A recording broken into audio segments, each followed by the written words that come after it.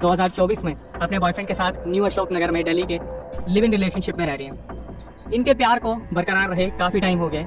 जब ये स्कूल में थे तब इन दोनों की आपस में मुलाकात हुई थी। उसके बाद बहुत ही लंबी जर्नी रही है, जहाँ पर इनके घर वालों को भी पता है कि एक दूसरे से प्यार करते हैं। तो जिस तरीके से ये रह रहे हैं, अब ये कॉलेज गोइंग स्टूडेंट्स हैं, लेकिन आगे जाके इन्होंने डिसाइड कर रखा है कि एक दूसरे के जीवन साथी बनेंगे। अब ऐसा क्या हुआ जिसकी वजह से आशु ने मुझे ये पूरा रियल इंसिडेंट भेजा।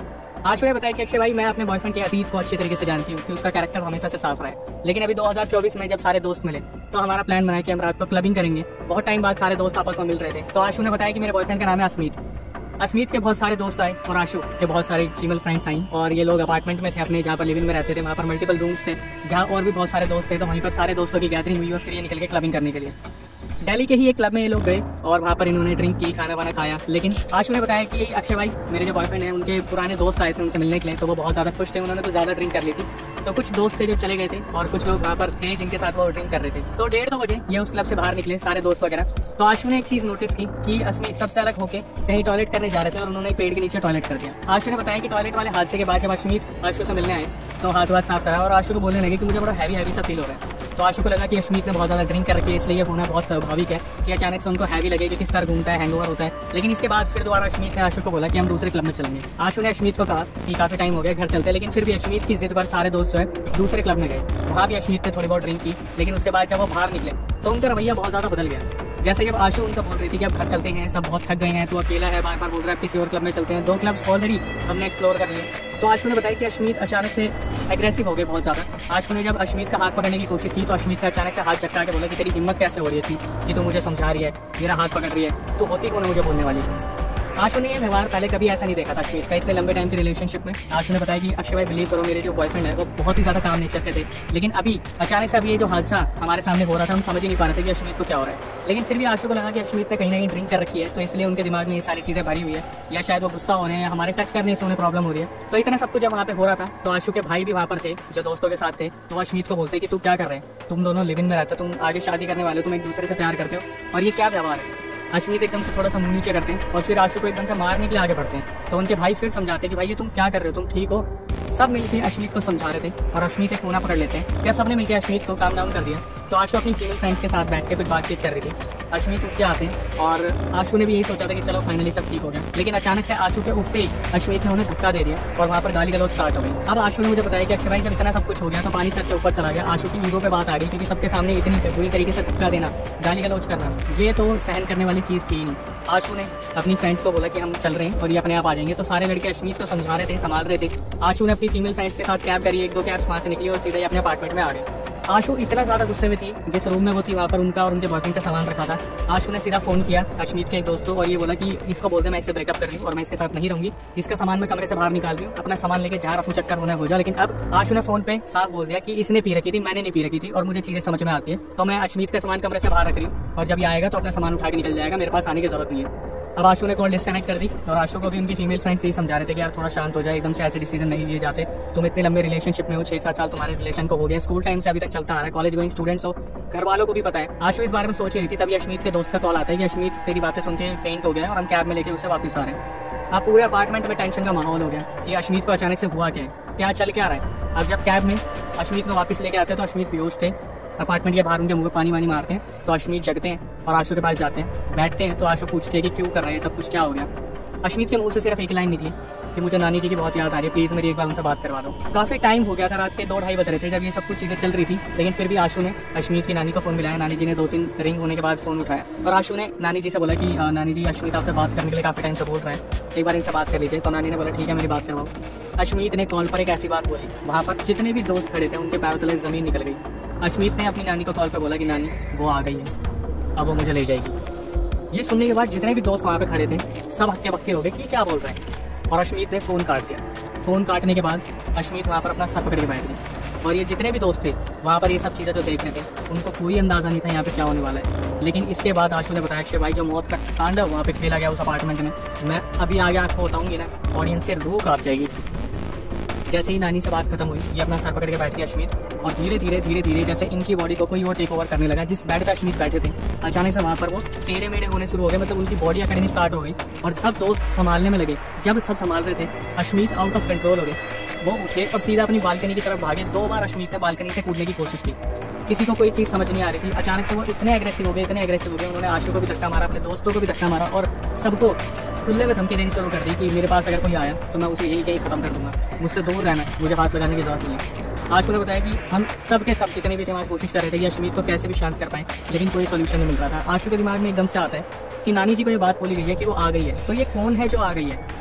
नानी जी को दोबारा कॉल मिलाया जाता है और नानी जी को बताया जाता है कि ऐसे ऐसे ये जो है अश्मीत बहुत बेकाबू हो रहा है, आप बताइए क्या करना है, आप लोग तो शुरू से इसे जानते हैं, इसके साथ कोई दिक्कत है क्या नहीं है। आशु ने बताया कि अक्षय भाई जब से मैं रिलेशनशिप में थी ना, कुछ छोटी मोटी चीज़ें तो होती थी कि अश्मीत को अचानक से डर लगने लगता था, लेकिन आज जो ये हादसा हो रहा था ये सारे दोस्त वहाँ पे खड़े होकर देख रहे थे। अब इन्होंने दोबारा जो डिसीजन लिया था नानी को फोन करने का, आशु ने सीधा नानी को फोन मिलाया और बोला कि इसके साथ ऐसे ऐसे हो रहा है। तो नानी ने बोला कि तुम एक काम करो, डॉक्टर को बुलाओ, एम्बुलेंस वगैरह बुलाओ और इसे फटाफट से इंजेक्शन वगैरह लगवाओ, शांत करवाओ। पहले इन्होंने बहुत कोशिश की कि अश्मीत को खींच कर कैसे भी ये लोग जो है हॉस्पिटल तक लेके जाए, लेकिन अश्मीत किसी के भी काबू में नहीं आ रहा था। उसके बाद आशु ने क्या करा, जो नियर बाय हॉस्पिटल था वहाँ पे कॉल करा और एम्बुलेंस बुलाने के लिए बोला। तो जो सामने एम्बुलेंस प्रोवाइडर थे उन्होंने बोला कि अभी एम्बुलेंस अवेलेबल नहीं है, जैसे ही होगी आप एड्रेस नोट डाउन करवा दो, हम आ जाएंगे। ये रात जो काटनी इतनी मुश्किल हो रही थी, आगे इनके साथ जो चीज़ें होने वाली थी वो उस लेवल पे हो रही थी जो इनकी समझ से परे थी। लेकिन एक क्वेश्चन कि वो आ गई है, वो कौन है।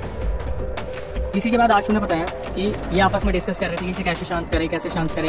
एक लड़का था वहाँ पर जो अश्मीत के काफ़ी क्लोज था, उसने सोचा कि अचानक से कुछ शॉर्ट थेरेपी का यूज़ करते हैं, मतलब अचानक से अगर अश्मीत को चाटा मारा जाए तो शायद वो अपने होश में वापस आ जाए। ये उनकी सबसे बड़ी गलती थी। वो जो दोस्त थे वो अश्मीत के पास गए और उन्होंने घुमा के एक अश्मीत को चाटा मारा। जैसे ही चाटा मारा, अश्मीत के मुंह से अचानक से फीमेल वॉइस निकली कि तेरी इतनी हिम्मत, तूने मुझ पर हाथ उठाया, तुझे नहीं मालूम मैं कौन हूँ, तुझे भी ले जाऊंगी मैं, इसके लिए ही आई हूँ, कोई नहीं बचा सकता इसको।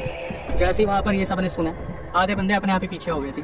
आशु ने बताया कि जिस लड़के ने चाटा मारा, अश्मीत ने पकड़ के उसे इतना पीटा, सबसे पहले तो उसे रूम से बाहर निकाला गया कि अगर ये सामने आ गया तो अश्मीत इसे खत्म कर देगा।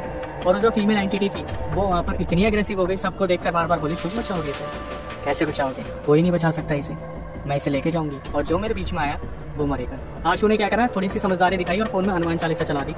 आशु ने बताया कि अक्षय भाई मैं आगे भागूं और अश्मीत मुझे मारने के लिए पीछे भागी कि इसे बंद कर इसे, अभी के अभी ये मेरे कानों में चुभ रही है, बंद कर, अभी बंद कर। आशु ने बंद करा तो उनके जो एक दोस्त थे वो वहाँ पे खड़े थे, उन्होंने थोड़ी हिम्मत दिखाई और हनुमान चालीसा गानी शुरू कर दी। वो जो फीमेल एंटिटी थी जो अश्मीत के अंदर आ रही थी, वो एकदम से दोस्त के सामने जाके बोलती है जितना जागरण कीर्तन करना है कर लो, तुम मुझे इससे नहीं अलग कर पाओगे, मैं इसे बहुत प्यार करती हूँ, मैं सबको खत्म कर दूंगी, मैं किसी को नहीं छोड़ूंगी।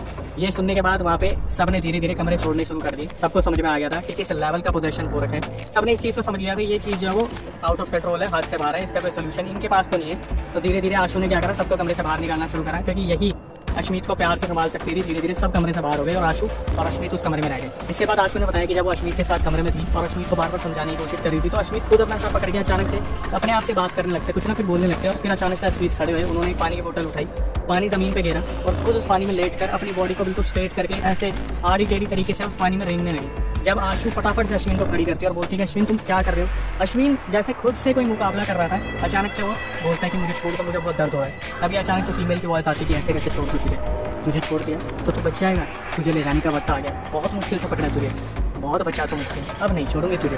फिर अश्विन ये बोलता है कि प्लीज़ मुझे छोड़ दो, प्लीज़ मुझे छोड़ दो, प्लीज़, मैंने किसी का कुछ नहीं बिगाड़ा। और फिर वही फीमेल वॉइस नहीं छोड़ूंगी, तुझे कोई नहीं बचा पाएगा। और इसी दौरान जब आशु कहीं ना कहीं इंटरफेयर कर रही थी, तो आशु ने बताया कि अक्षय भाई उस एंटिटी ने मुझे डराने की इतनी कोशिश की कि बार बार मेरे मुंह पे आके हंसने लग जाती, बार बार इधर उधर घूमने लग जाती, कभी उल्टा सीधा होने लग जाती। मतलब उस एंटिटी ने मुझे इतना डराने की कोशिश की कि मैं अश्मीत को छोड़ के चली जाऊँ, उस कमरे से छोड़ के चली जाऊँ कैसे भी, और वो पूरी तरीके से पोजेस हो जाए। लेकिन आशु ने बताया कि मेरा प्यार इतना कमजोर नहीं था कि मैं ऐसे हार मानूंगी। हाँ, मैं डरी हुई थी, लेकिन कहीं ना कहीं मैंने पूरी कोशिश की। अब हुआ क्या, जब आशु को लगा कि यार सिचुएशन हाथ से बाहर हो रही है, तो आशु ने फिर दोबारा नानी जी को फोन मिलाया और नानी जी को बताया कि इसके साथ ये चीज़ें ठीक नहीं हो रही। तो नानी जी ने बोला कि इनकी मम्मी को भी कॉन्फ्रेंस कर लो। तो आशु ने नानी जी और मम्मी को कॉन्फ्रेंस कर लिया और फटाफट से अश्मीत के हाथ में फोन दिया कि एक बार बात करो। आशु देख रही थी कि उस कमरे में क्या क्या हो रहा है और जो कन्वर्सेशन आगे इन तीनों के बीच में होने वाली थी, उसने आशु को और भी ज़्यादा डरा दिया। आशु ने बताया कि अक्षय भाई जैसे अश्मीत ने फ़ोन लिया, नानी की आवाज़ आई, कौन है तू और क्या कर रही है। उधर से अश्मीत ने लड़की की आवाज़ में बात की, नानी ओ नानी तू भी मरेगी, नानी तू परेशान मत हो, तेरी भी बारी आएगी, तेरी उम्र हो रही है, मैं आ रही हूँ, इसके बाद इसे ख़त्म करके मैं तुझे ही लेने आ रही हूँ। उधर से मम्मी बोलती कि कौन है तू, क्या बोलना चाह रही है। इधर से फिर आवाज़ शुरू, मम्मी जी आपके पति को भी ले जाऊँगी मैं, बीच में मत आना, तुम्हारा पूरा घर उजड़ेगा, मुझे ये लड़का बहुत पसंद है, बहुत बचाया ना तुमने, अब तुम नहीं बचा पाओगे इसे। सुनने के बाद आशु ने जब ये चीज़ सुनी, आशु को समझ नहीं आ रहा था कि इनके घर परिवार में ऐसा क्या चल रहा है, ऐसी क्या चीज़ें हैं जिसने अश्मीत का ये हाल कर दिया है। लेकिन जो राज खुलने वाला था उसको सुनने के बाद मैं खुद दंग हो गया था। ये सब कुछ होते हुए 4:30 बज गए थे। जब लास्ट नानी जी से आशु ने बात की तो नानी ने बोला कि तुम कैसे भी से बस इंजेक्शन लगवा दो नींद का, हम निकल गए हैं, हम आ रहे हैं, हम संभाल लेंगे बाकी। आशु ने बताया कि 4:30 बजते जैसे ब्रह्म मुहूर्त आया, अचानक से अश्मीत शांत बैठ गए और आशु कहने के बहुत खुश हुई कि फाइनली अब जो है अश्मीत ठीक हो रहा है। लेकिन आशु ने बताया कि अक्षय भाई नजर लगते साला खुशी को कितना टाइम लगता है, 15 मिनट के अंदर अश्मीत दोबारा खड़ा हुआ और भारी भारी कमरे का सामान उसने हिलाना शुरू करा, कभी अलमीरा कभी फ्रिज, मतलब इतनी पावर आ गई थी अश्मीत में, इतनी पावर आ गई थी। और सारे दोस्त बाहर खड़े होकर पूछ रहे थे आशु क्या हुआ, ये ठीक हुआ नहीं हुआ, और अश्मीत सबको गाली दे रहा था, किसी को भी नहीं छोड़ रहा था, सबको कुछ ना कुछ बोल रहा था। और इन चीज़ों में दोस्तों को इतनी चोट लगी, आशु ने बताया मेरे को खुद को इतनी चोट लगी कि कहीं से भी बिल्कुल भी हालात कंट्रोल में नहीं आ रहे थे। इसी के बाद जब आशु बार बार उनसे बहस कर रही थी कि कौन है तू, इसे छोड़ दे, मैं इससे प्यार करती हूँ, वो एंटिटी एकदम से बोली तू प्यार करती है, इससे दूर हो जा अगर अपनी जिंदगी प्यारी है तेरे को। आशु ने बताया कि अक्षय भाई वो एंटिटी ना बार बार कुछ ना कुछ करने की कोशिश कर रही थी मेरे पास आकर, लेकिन जैसे अश्मीत कहीं ना उस एंटिटी को रोक रहा था कि बहस तो बहुत हो रही थी लेकिन कोई हार्मलेस वाली चीज़ नहीं हो रही थी। इसके बाद क्या हुआ, आशु ने देखा कि अश्मीत बड़ी अदाओं में चल के शीशे के सामने गए और अपने बाल लहराते हुए एकदम से बोले इतनी खूबसूरत हूँ, मुझे तेरी तरह मेकअप करने की भी जरूरत नहीं है। और आशु बोलते कि वो तू नहीं है, वो शरीर मेरे बॉयफ्रेंड अश्मीत का है जो सिर्फ मुझसे प्यार करता है। इसको सुनने के बाद इतने गुस्से में वो पलटी और अचानक से मारने के लिए आशु को भागी। कैसे न कैसे आशु ने अपने आप को छुड़वाया। आशु ने बताया कि कमरे में रखे भगवान की मूर्तियाँ अपने आप पलटने लग रही थी, कमरे में हलचल इतनी ज़्यादा हो रही थी कि समझ नहीं आ रहा था कि एंटिटी इतनी एग्रेसिव क्यों है और इसके पीछे का राज क्या है। ये सारा हादसा होते हुए 5:30-6 बज गए। तब फाइनली एम्बुलेंस की आवाज़ आई नीचे, कुछ डॉक्टर्स और नर्सेज ऊपर आई तो उन्होंने जब अश्मीत की हालत देखी तो वो भी हक्के बक्के रह गए।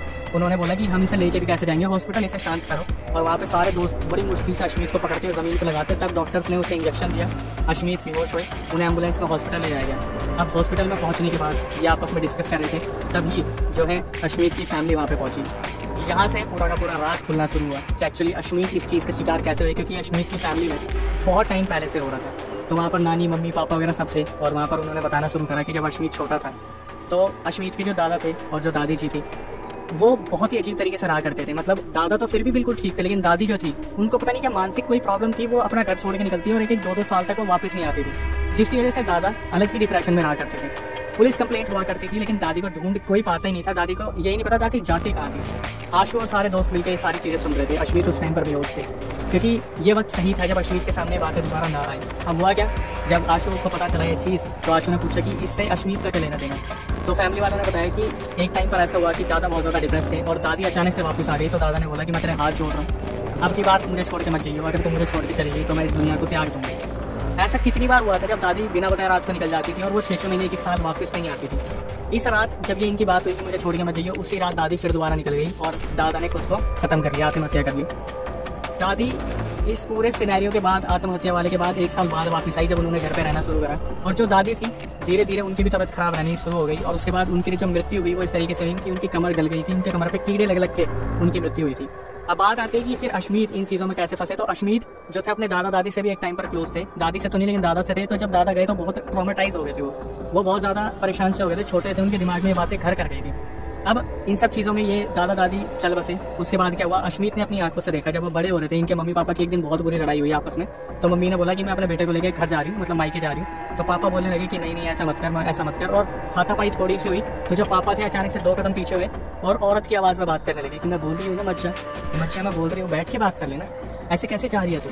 अब इसके बाद क्या हुआ, ये बोलते ही इनके पापा को पता नहीं कौन सा पैनिक अटैक आया, वहाँ पर वो एकदम से गिरे और बेहोश हो गए पूरी तरीके से। तो जब वो बेहोश हुए तो ताऊ जी आए, ताई जी आई और जब वो उठा रहे थे उन्हें तो इनके पापा होश में आए, लेकिन अश्मीत जो उस टाइम पर छोटे थे वो अकड़ गए। उनके अंदर ऐसा लगा जैसे कोई स्पिरिट आ गई है, कुछ आ गया, एंटिटी आ गया। और अश्मीत इधर उधर देख रहे तो चारों कोने में कोई औरत खड़ी दिख रही थी। ये अश्मीत के साथ तब से चलता आ रहा है, बचपन से सारी चीज़ें होती आ रही हैं जो किसी को भी मालूम नहीं थी। अश्मीत ने भी कभी किसी को नहीं बताया था। उसके बाद क्या हुआ, इनकी फैमिली में ये सब कुछ चल रहा था तो एक पंडित जी को कांटेक्ट करा गया। पंडित जी जब आए तो उन्होंने अश्मीत के ऊपर पूजा की थी, कहीं ना कहीं उन्हें बांधा गया था, सारी चीज़ों से ठीक करा गया था। नानी मम्मी सब वहाँ पे अवेलेबल थे और अश्मीत का बॉन्ड उनकी नानी से बहुत अच्छा था, बहुत अच्छा। मतलब कोई भी बात होती थी तो वो नानी को बताते थे। अब बात आती है घूम के कि फिर अश्मीत के ऊपर ये सारी चीज़ें कैसे हुई। तो इनकी फैमिली में जब ये चीज़ें चली रही थी तो कहीं ना कहीं ये जो कर्ज था कि दादी कहाँ जाती थी किसी को मालूम नहीं चला और कहते कि दादी कहीं जाती थी जो अपने दिमागी रूप से ठीक नहीं थी और उन्हें दिमागी कंट्रोल कोई और करता था। तो दादी को जब बुलाया जाता था तो मतलब जैसे आपको एक आवाज़ आई कि उठ के आ जा, तो दादी चल देती थी और जब दादी चली जाती थी तो उनके ऊपर कोई क्रिया करता था साल भर, जिसकी वजह से इनके पूरे परिवार के ऊपर ये सारी चीज़ें की गई थी। किसी की परिवार का ही नाम बताया गया, मतलब इनका परिवार का कोई एक ऐसा सदस्य था जो इनके ऊपर ये सारा काला जादू कर रहा था, क्योंकि अश्मीत के घर में लाल छींटे पड़ी मिलती थी जो कि ऑब्वियसली रक्त की होती है। अश्मीत के ऊपर इतनी सारी प्रॉब्लम भी चलती आ रही थी, उसके लिए पंडित जी को बुलाया, जो वो पंडित थे जिन्होंने अश्मीत को पहले जब वो छोटे थे तब भी ठीक किया था। तो उसी टाइम जब ये सारे हॉस्पिटल में थे, पंडित जी ने बताया कि अभी भी अश्मीत के पीछे एक औरत खड़ी है जो आप लोगों को नहीं दिखी लेकिन मेरे को दिख रही है और वो इसको ले जाने के लिए तैयार है। उन पंडित जी को बुलाया गया, अश्मीत की पूजा करवाई गई और पूजा के दौरान अश्मीत बहुत अजीब तरीके से रिएक्ट कर रहे थे। कहीं ना कहीं उनके ऊपर वो एंटिटी भारी हो रही थी, लेकिन फिर भी जो ये सलाह मशवरा हुआ कि ठीक है एंटिटी को निकाल दिया गया। अब मेन मुद्दा आता है कि आशु ने हमसे कांटेक्ट क्यों किया, क्योंकि आशु ने बताया कि ये सारी पूजा होने के बाद आशु भी इन सब चीज़ों में टारगेट हो गई। आशु ने बताया कि एक दिन मेरे जो बॉयफ्रेंड थे वो कॉलेज गए थे और मैं अपार्टमेंट में थी, बहुत सारे हमारे रूम में अलग अलग अपने मल्टीपल रूम्स में थे जो अपार्टमेंट में होते हैं। आशु को सपना आता है कि आशु करवट लेकर लेटी हुई है और अचानक से कोई औरत आती है, आशु को पलटाती है और रियलिटी में आशु अपने बेड पर घूम गई पूरी की पूरी। उनको ऐसा लगा जैसे कोई उनके ऊपर आके एकदम से कोई औरत बैठ गई है। आशु ने 10-15 मिनट तक तो खूब चिल्लाने की कोशिश की, कुछ नहीं बोल पाई गई, कुछ भी नहीं बोल पाई। 15 मिनट बाद जब उनकी आवाज़ निकली, सारे रूममेट आए तो उन्होंने देखा आशु अभी भी अकड़ी हुई है, पूरी तरीके से उनकी बॉडी जो है वो पैरालाइज हुई है। कुछ टाइम बाद उन्हें नॉर्मल कराया, हाथ पैर रगड़े गए। इसके बाद भी चीज़ें रुकी नहीं। ये इंसिडेंट आशु के साथ और उनके बॉयफ्रेंड के साथ अब तक होते आ रहे हैं, जहाँ पर कोई ना कोई एंटिटी उन्हें होने का एहसास दिला देती है। अश्मीत इतना डरने लगे थे कि जब ये दोनों अलग होते थे, आशु जब अपने घर जाती थी, अश्मीत कभी अपने घर जाते थे लिविंग में हट के, तो आशु और अश्मीत दोनों वीडियो कॉल पर कनेक्ट होकर सोया करते थे क्योंकि अलग अलग रूम मिले होते थे। आशु ने बताया कि एक रात जब मैं अश्मीत को सुला रही थी तो आशु ने बताया कि मैंने सपना देखा कि मैं अश्मीत के रूम में हूँ, हालांकि वो अश्मीत के घर कभी भी नहीं गई। उन्होंने देखा कि अश्मीत के कमरे में एक रेड लाइट सी जल रही है, 0 वाट का बल्ब था और अश्मीत जो था वो अपने बेड पे सो रहा था। तो आशु अचानक से खुद को एक कुर्सी पे पाती है उसके रूम में, जहाँ पर वो देख पा रही है कि अश्मीत सो रहा है, सामने उसका जो फोन है वीडियो कॉल वाला वो कनेक्टेड है, उसने तकिए के सहारे लगा रखे। आशु उधर मुड़ के देखती है तो एक एंटिटी आशु को देख रही थी। एकदम से वो पलक झपकाती है तो देखती है कि जो अश्मीत है उसके पीछे वो एंटिटी है और वो आशु को देख के हंस रही है और बोल रही है कि तू बचाएगी इसे, तो इसे कभी नहीं बचा सकती। वही फीमेल एंटिटी। यह हादसे इनके साथ बार बार हो रहे थे। जब आशु और अश्मीत मिले तो आशु ने बताया कि मुझे उस रात ऐसा फील हुआ था, तो अश्मीत ने बोला कि जब मैं सो रहा था मुझे भी ऐसा फील हुआ था, मेरे पीछे कोई है। मैं बता रहा हूँ मेरे रूम पे खड़े होने, क्योंकि इनसे मेरी कॉल पे बात हुई है, बहुत देर बात हुई कि इनके पूरे परिवार में सब कुछ चल क्यों रहा है। तो अभी आए हमारे पास सॉल्यूशन के लिए और हम कहीं ना कहीं सॉल्यूशन पर काम कर रहे हैं कि ये बैक स्टोरी क्या है, कैसे क्या जुड़ी हुई है, किसने किसके ऊपर क्या किया है, क्या पूरी प्रथा हुई है। कुछ पंडित से ऑलरेडी बात कर चुके हैं जिनसे इनको सॉल्यूशन नहीं मिल रहा है। खूब पूजा पाठ हो चुकी है लेकिन सॉल्यूशन नहीं मिल रहा है।